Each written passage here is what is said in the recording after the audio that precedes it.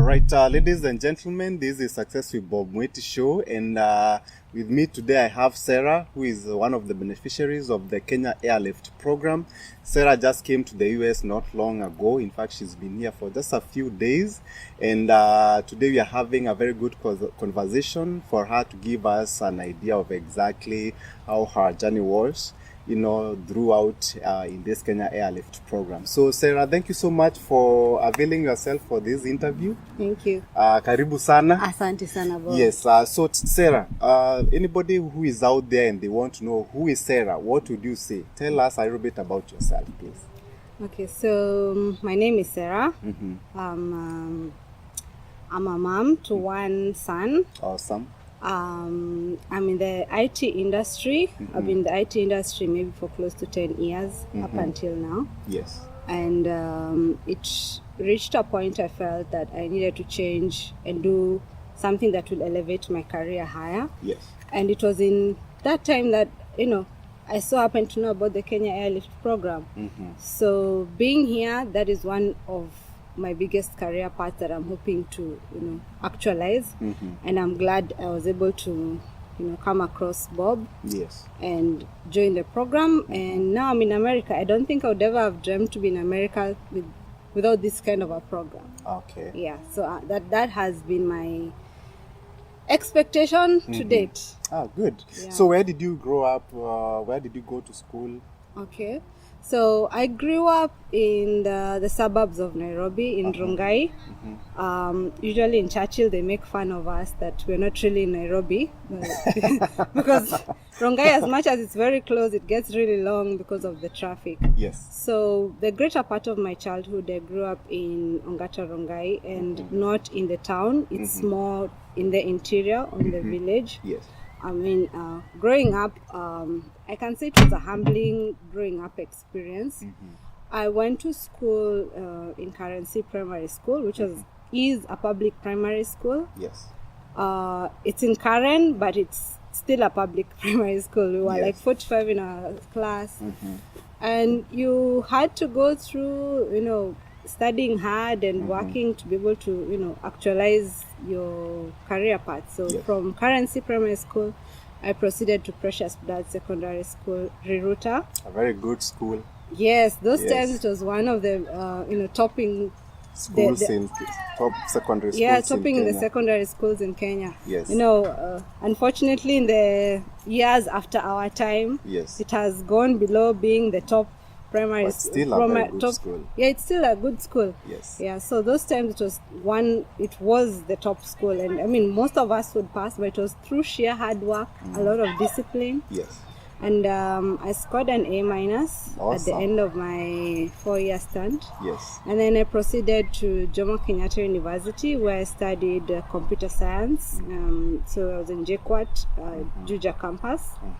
They call it Juja boys and a girl because there are very few girls who make it to that campus. It's more of technical courses. Yeah, it's all STEM courses. Yes. And even the 2 halls that were allocated to ladies were never really full. So maybe things have changed now.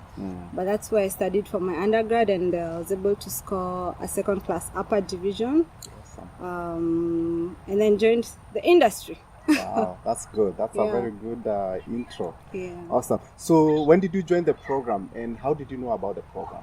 So I joined the program in 2018, around late August, thereabouts, or early September. 18 or 19? 2018. Oh, really? Yeah, 2018, not 19. 2018. And then, so I got to know about it through a relative. And because it was around the same time when I was thinking about advancing my career, I'd reached a point where I was feeling my career is a bit stuck. Yes. It's not progressing. Yes. And having worked for long, you want to feel that progression. And the Kenyan industry doesn't offer so much once you reach a certain level of your career path. Yes. So that's how I got to know about this, and I felt that it resonated with me because I needed something that will challenge me, will enable me to gain new skills, and still be in the IT industry, gain new skills, gain new experience, gain new exposure through what is offered in America. And for me, it was a no-brainer. I mean, the minute I knew about it, called up Bob. We had a very short conversation. Yeah, by the way, I remember. You told me, Bob, let's not talk so many things. Me, Yeah. I mean. I remember that conversation. I think you are one of the easiest students that I talked To convince. to convince to get you to the I program. mean, I didn't need convincing. I think, and this is for everyone who's watching this. Yes. It's really where you are on your career path, where you are in life. Yes. Have you reached a point that you're looking for something better Yes. in terms of your career, in terms Yes. of your life, Yes. in terms of everything? Yes. You know, if you are comfortable where you are in Kenya, it's okay. You can remain in Kenya. It's not a bad place to be in, Yeah. you know. But if you want more for yourself, you want a better life for your family, your spouse, your children, your career is not fulfilling anymore, then this might be the program for you to join. But if you're okay where you are, honestly, this program may not work for you, because it needs you to be already convinced or Yes. convicted that you need to make a step. So if Yes. you're not convicted, then just take your time. But if you're convicted, you need to make a change. Yes. Because this program is going to challenge you from day one. So if Yeah. you're 50-50, You won't succeed. you won't succeed. Yes. It has to come from you. So for me, by the Absolutely. time I was talking to Bob, I'd already watched. There's a lot of YouTube content he's put out. Yes. On LinkedIn, he also puts out a lot of content in terms of what this program offers, what America has to offer in terms of the IT industry. Yes. Being in the IT industry, I mean, I'd researched about him, I'd read his content, I'd listened to his BBC interviews. I didn't need more stories from him, you know. Yes. And when I was told how much you need to sign in, it's like I put in all my savings, you Yes. know. Yeah. So the amount that you're told to pay for joining the program, I put all my savings, because I was like, this has to be it and it has to work. So you better take my money. I like that. Like, you're all in. Yeah, I was Because there's all a lot in of from people day out there one. who are usually like one leg in, Yeah. another leg out. Yeah, it you won't know? work for Yeah. you. You have to decide you're in from the word go. Yeah. If you're half in, half out, you're still Yeah. reading about Bob, you're still on the WhatsApp group reading about what people are doing, this won't work for you, my friend. It won't. You have to decide this is where you want to be and Yeah. put yourself all in. Yeah. I mean, I contributed the most I could contribute. Yes. And I decided this with Bob has to work, Yes. because I tried everything else in Kenya. It wasn't working for me. Good. So I Thanks didn't for need that. more convincing. Thanks for that insight. Yeah. Yeah, awesome. So Sarah, tell the audience a little bit about the Gmat journey. There's a lot of people out there, they don't know what the hell is Gmat. Tell them a little bit about that. How was it for you, and what is it all about? Okay, so the Gmat is short for Graduate Management Admissions Test. Yeah. Yes. So here in America, to join most master's program, or actually any academic program, because even undergrad they are like have their TOEFL own, and yeah. SATs. Yes. So there's an exam you have to do, and this exam is testing your English, your mathematics, your writing, your reasoning abilities. Yes. It's a standard exam that everyone does across the globe when you want to join the American education system. Yes. It has a lot of content with what we learn back home in the 842 system, but how it's administered and how the questions come is a bit different. Yeah. So you have to study the strategies, how the exam format comes, and when you're doing the actual exam, it's a computer adaptive exam. So what that means is that it's not like when you do your KCP or KCC or even in your undergrad, you have all the questions on one paper and you choose which one you want. The computer gives you the first question as an average question. Yeah. And then from then on, if you get it right, it gives you a harder question. Yeah. If you get it wrong, it gives you an Yeah, easier that's how it question. works, Yeah? yes. So it's like there's, it uses artificial intelligence. It's like there's someone behind there, Yes. always testing your boundaries. Yes. And then eventually, with that graph, it is able to determine where your score lies. Yes. And from then on, once it's sure your score lies, let's say around 400, because those are consistently the questions you're getting right. Yes. That's what your score is. So that gives the admissions team in the university confidence that you can be able to Tackle the program that you're being enrolled in. Yes. Because everyone wants to do STEM courses, but do you actually have the content for it? Yes. Are you actually good enough? Yes. So, because what Bob's program offer, anyone can be able to do a GMAT. It doesn't matter if you did social science, it doesn't matter what you did. As long as, one, you sit down, strategize for it, yes, read for it, give yourself adequate time. Adequate time is 3 months. I believe in 3 months, if you're focused, yes, and you study for it, you should be able to pass. So for me, I had to do 2 attempts. So the first attempt, I did not get the minimum score that the program requires. And I had to go back and sit and, re-strategize what were my weak areas, what were my strong areas. So on the second attempt, I concentrated more on the weak areas. Yes. And one of the things I have to mention is that while I was doing my GMAT, I was working full-time in a very senior position, in a very busy, high-pressure environment. Yes. So I was working 8 to 5. And when you're working 8 to 5 in Nairobi means you're up in a public transport by, let's say, 6. Yes. In the evening, you reach, let's say, the house between 8 and 9. So and really... you have a and kid. I have a child. And I have a child to take care of who Yeah. I'm the sole breadwinner Yes. because I'm a single mom. Yes. So you have home matters to take care of, you have work to take care of, and then now you have this GMAT. So where do you get the time? So you have to be creative. No one will tell you where and how to find the time for it. You have to decide this program is what you want for yourself. It may mean quitting your day job to actually do the GMAT, then find work later. Yes. It might mean you need to sacrifice your lunch hour. It might mean you might need to pinch 2 or 3 hours from your sleep, whether in the morning or in the evening. Yes. Whatever that means for you. I'll not tell you, Bob will not tell you what to do. You passed KCP and KCSE, you know you're what smart. you're smart. You should be able to figure out You how should to go figure about out how things. to create time, what you need to do. No one will tell you. Bob will, has availed a lot of content because the program has developed with time. But when I was doing the GMAT, the first attempt, I did not have as much material. Yeah. But right now there's a lot of material online availed on the portal. Yeah. So it's really up to you to study for it. It's a doable exam.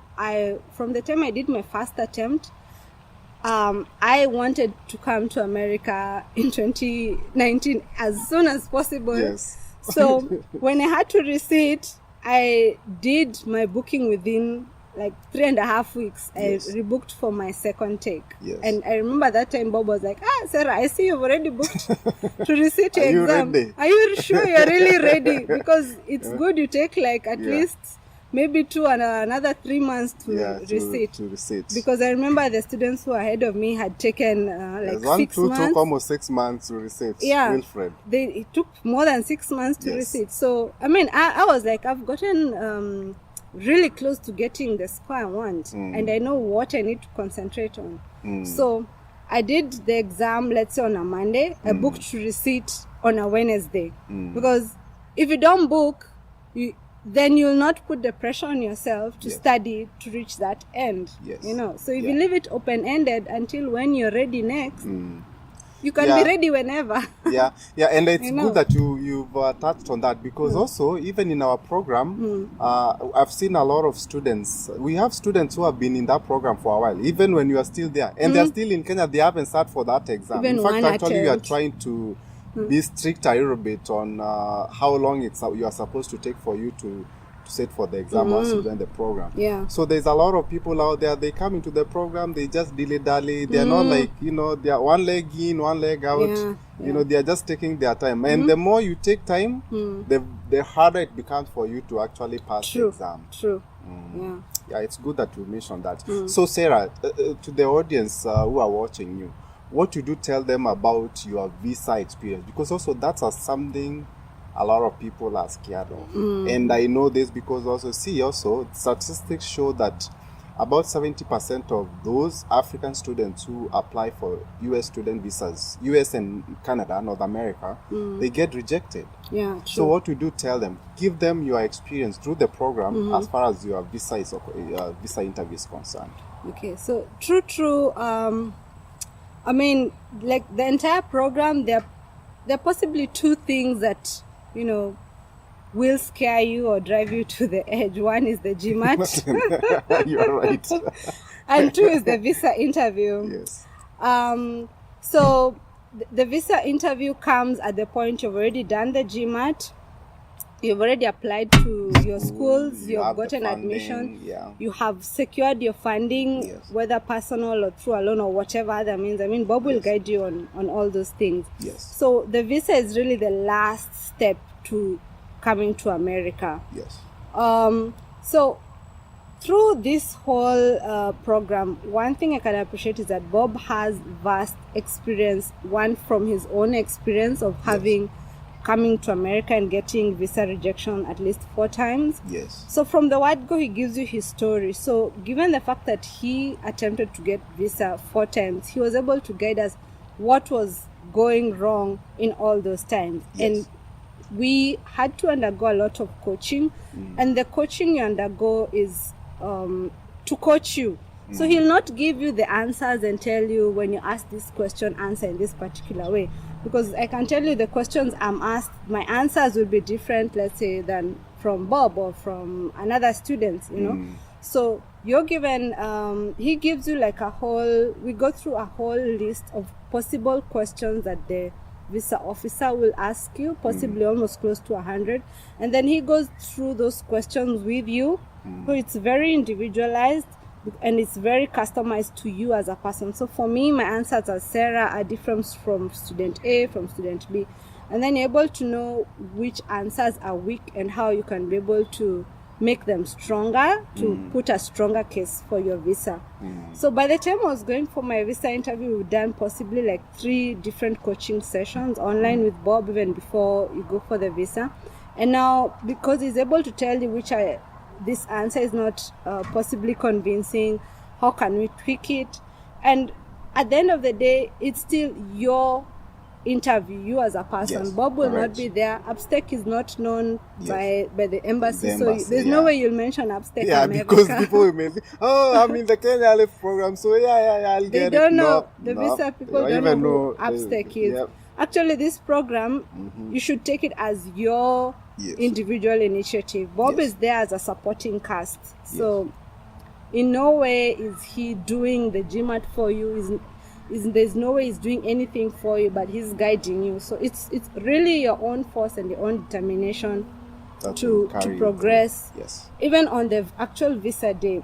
Yes. So on me, for the visa day, because I've done those coaching sessions, you dress the part, wake up on time, go, and you have no option but to ace that interview.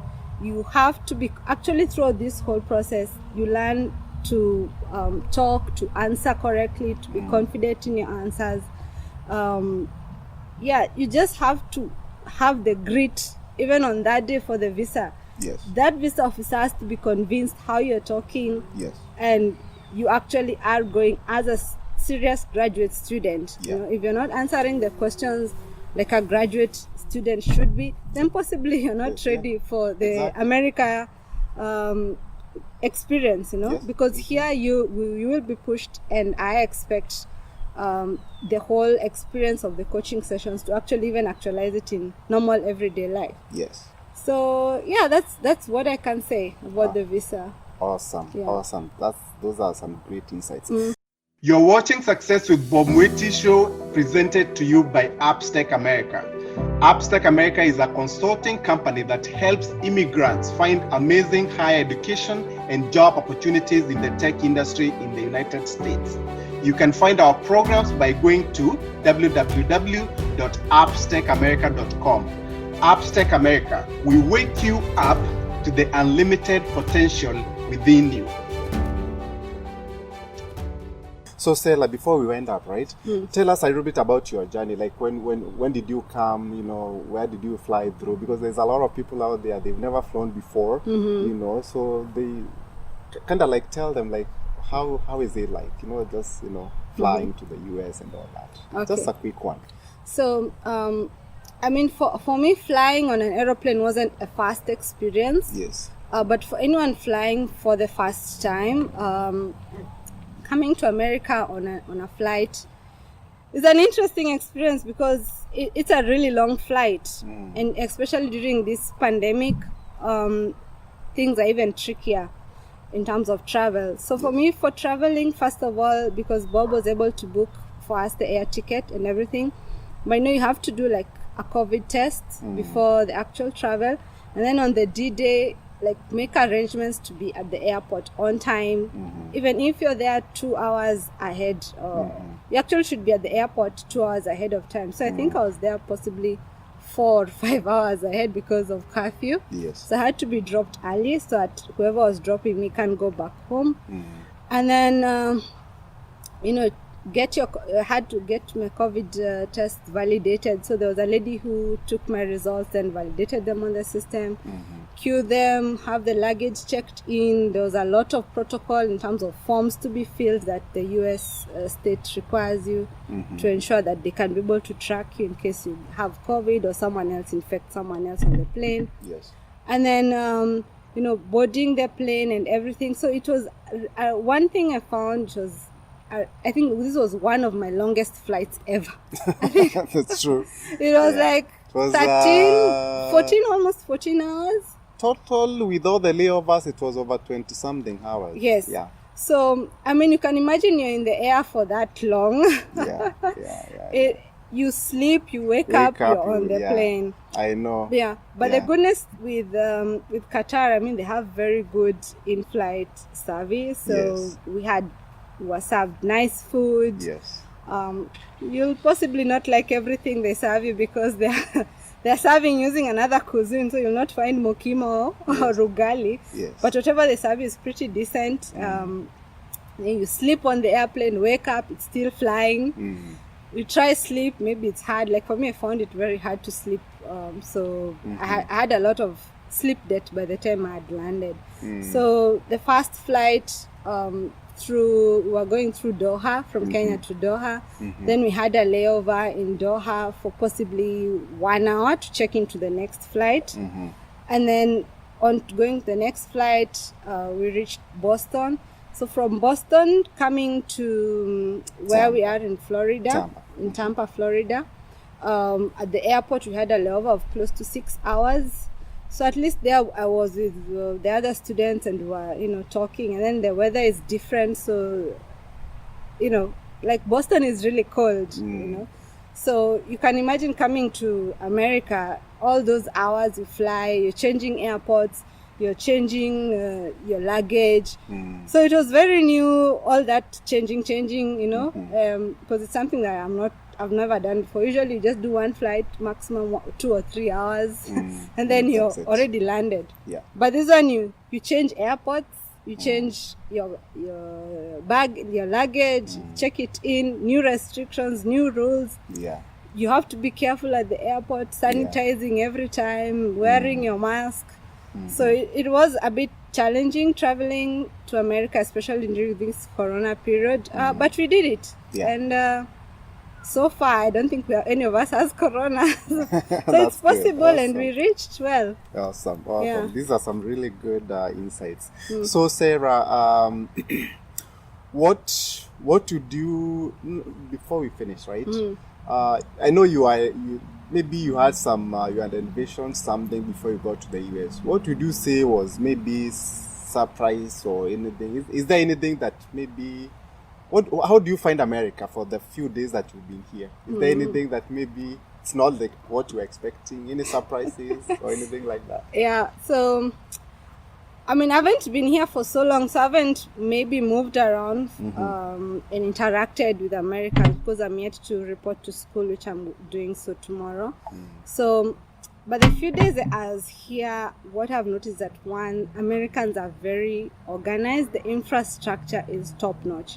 Like in Kenya, you think like the Chinese are building overhead bypasses. Here, it's the norm. Everywhere there are roads up, down. Under the sea, wherever, over the sea, like the bridge to St. Pete's, so here the infrastructure is really top notch. Yes. Even the houses are super organized. Okay, we've not gone to, and I hear there are ghettos where it's a bit disorganized, but It's really neat and it's very green. I think I'd not envisioned America to be this green. So it's as green as maybe Moranga or Meru. So they have made efforts to, conserve the environment. Another thing is the food. I was expecting something like I'll not possibly eat ugali, normal nyama choma. Yes. But I've found that almost everything we're able to eat in Kenya, you can eat it here in America. You just need to know where to shop for it. Yeah. So I don't think I'll miss so much of those experiences here. Only that you're in a more developed country, things are better organized. People are really nice. Like everyone smiles at you and waves. Yeah, you're right. Yeah. So like in Kenya, no one will wave or smile at you. Maybe children wave and smile at everyone because they're innocent. Yeah. But here, everyone waves and smiles at you. They're very, welcoming, very warm, very. You've not talked to someone, but the fact that they have smiled and recognized that you've passed. In Kenya, people are a bit snobbish. Unless I know you, I'll not say hi to you. So here people very welcoming, very warm. So I'll see how it goes when I go to school, but I don't think I expect such a big change. Yeah, it's pretty much the same thing. Yeah, awesome. Yeah. So finally, Sarah, I know this could be a very hard question for you, but you see also in the program we are still growing, we are learning. This is still the early days. You guys are more of like guinea pigs actually. You are the second batch of students. There's a lot to learn. Even when we started the program, there's a few issues here and there. Actually, even you yourself, you had to experience. Where do you think maybe we need to keep on we need to improve a little bit if there's something, or also which areas do you think maybe we delivered beyond your expectation? Because also people also want to know. You see also there's a lot of people out there, and that's why you're having this conversation, because you want people to make that informed decision. We don't have any physical offices in Nairobi. Yeah. We do our business online. And a lot of people usually have a lot of questions. They do a lot of due diligence. And this is part of their due diligence that you would have to do. So it coming from you. I know I'm the one who is asking you, and I own the program. Yeah. But what do you think maybe we need to improve on? Or maybe, just give us something, Okay. Yes. So I've really thought about that question and how I can answer it. Yes. But what I would tell anyone watching and trying to make a decision about the Kenya Airlift program, about Upstack, is that one, you need to decide if you want to come to America and make a better life for yourself. Yes. Upstack America is just a channel, So whatever it is that Bob has to help you do, first of all, you need to decide if you want to come. Before you get on the program, decide for yourself. Yes. Because there are a lot of things that you will need to drive for yourself.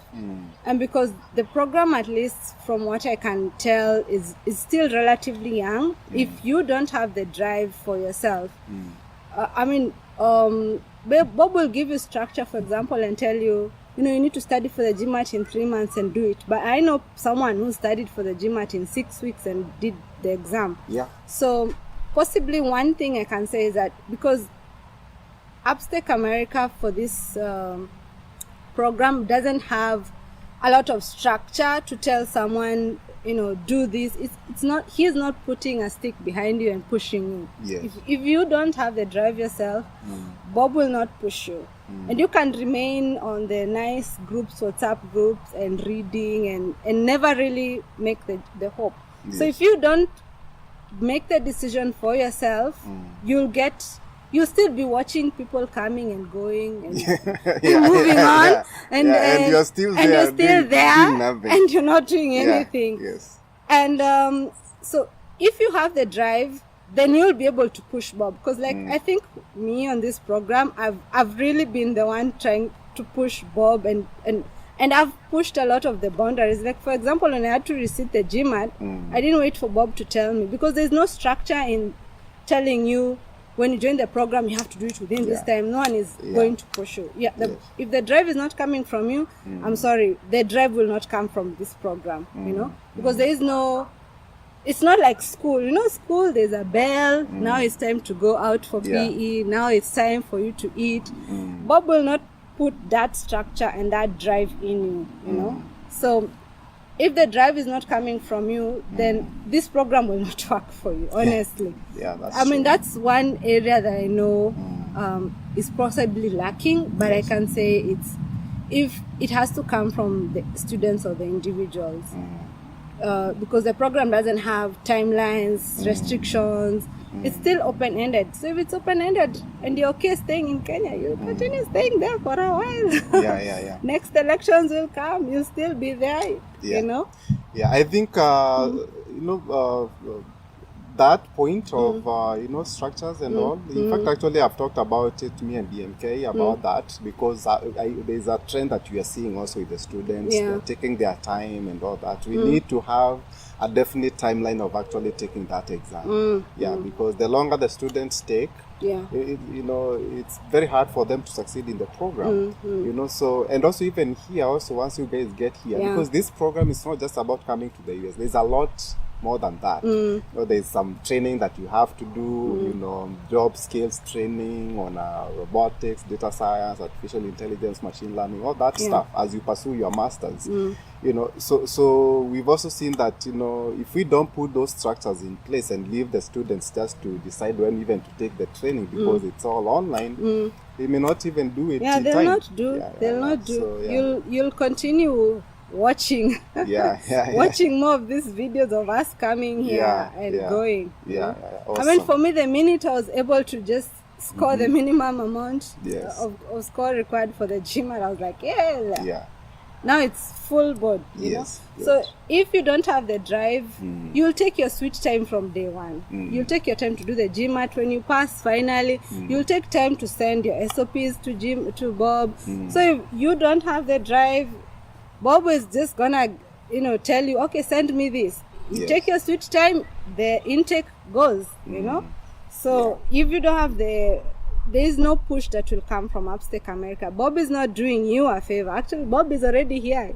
He's well established in America. He's made his dream come true. So if you have no dream that you want to happen as soon as yesterday, you know, it will be a case of push and pull. Bob is telling you this, you're not doing it, you're taking your time. It's gonna be frustrating even on Bob's side. So I like just decide from day one. I like that. You either decide you're all in, or you decide you want to continue in Kenya. It's still okay, you know. There's no right or wrong. It's your personal decision. Good. Awesome.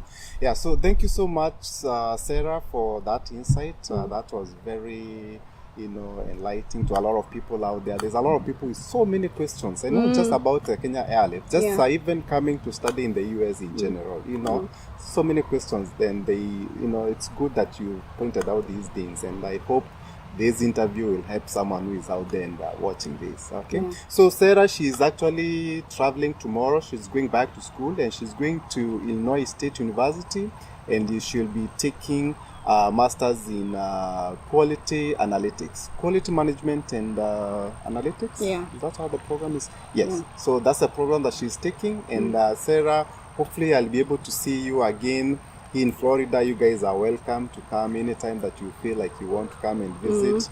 Our home is welcome for you. Thank you. I mean, one thing I have to say also as I'm winding down is that Bob has been really very accommodating as a host, and also guiding throughout this whole process on getting on the program.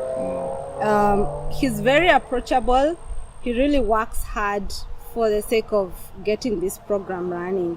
And the fact is that I always thought maybe to come to America I need a relative to invite me or anything.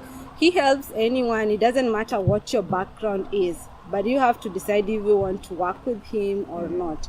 But once you start working with him, he has very good open lines of communication, whatever your challenge is.